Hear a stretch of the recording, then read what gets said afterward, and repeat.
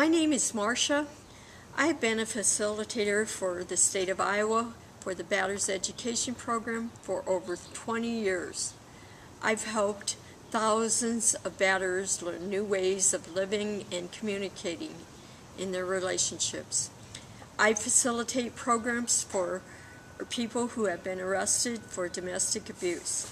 These programs help them to have healthy relationships in their lives. One of these programs is called Moving On. I help those who cause domestic violence to move on in their lives. This means that the cycle of abuse ends there.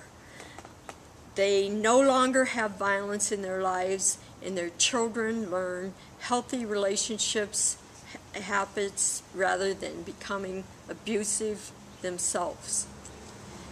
Many thousands of people who have gone through the Moving On program now live lives without domestic violence. Today I would like to talk with you about doing intimate relationships right for the Doing Life Right conference. I want to talk to you today about 3 important aspects of relationships: learning how to communicate, having control over yourself, and violence never helps. These 3 topics are the key elements to successfully doing intimate relationships right. Learning these skills is an ongoing process.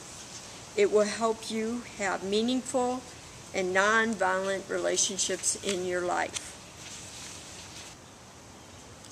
Our first topic is learning how to have good communication. For all great relationships, we need communication. Most relationships fail due to the lack of good communication.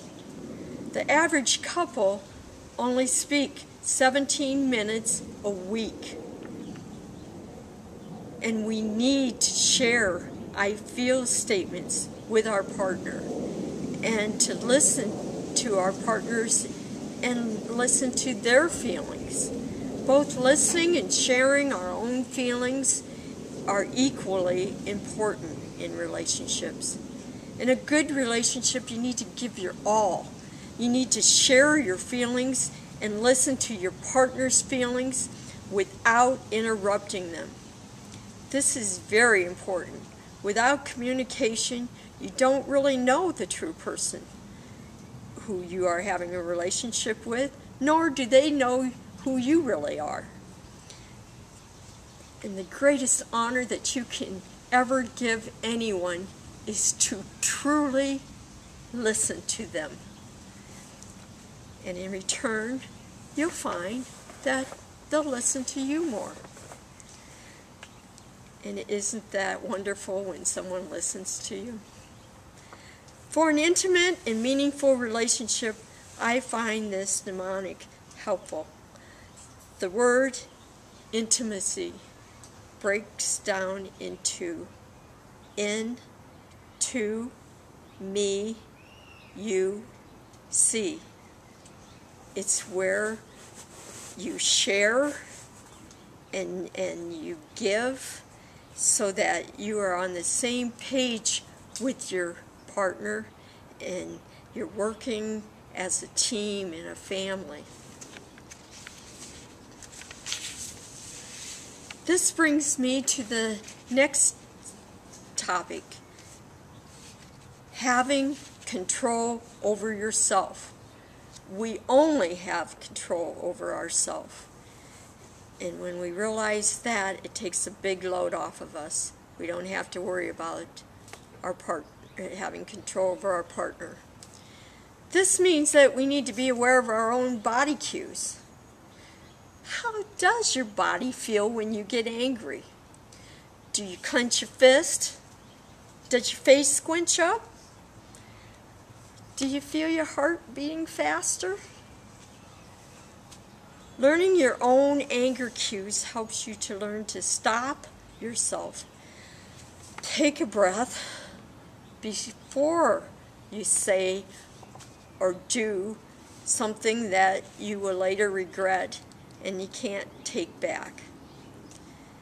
Many people try to control their partner by making them do what they want rather than what their partner really wants to do.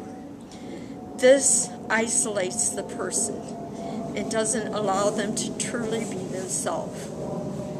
Adult partners are not children. If they are stopped from doing what they want, they will become resentful, and it is impossible to have a happy and successful relationship under these conditions. Controlling yourself is the only power that you have, and this is challenge enough. This brings me to the third topic. Violence never helps. Violence never helps in a relationship. It always hurts. We think that it's just physical violence that hurts. It's the choking, the hitting, the shoving. But it's also the emotional abuse, the jealousy, the degrading, the isolating, the intimidation as well. It hurts because it changes the person you fell in love with in the first place, and it also hurts the children and the friends and in-laws and co-workers and others that are around the family. It sets a pattern that others, particularly our children, follow the rest of their lives. By learning new alternative behaviors and new skills like the ones that I teach in Batterers Education Program, for example, being assertive, positive self-talk, brainstorming, a person will have a higher self-esteem and feel better about themselves, so much so that it will affect their relationships and help them never use violence as a way of attempting to get their way ever again. You do have control over yourself, challenging your beliefs and questioning why you've behaved, how you have behaved in the past. Realize that your relationships will never meet your satisfaction if you continue living the way that you are currently living. Just remember, we need to communicate, have control over ourselves, and know that violence never helps. To find out more about how you can end the cycle of violence around you and gain meaningful relationships, please visit my website, therealtruepicture.com. Thank you.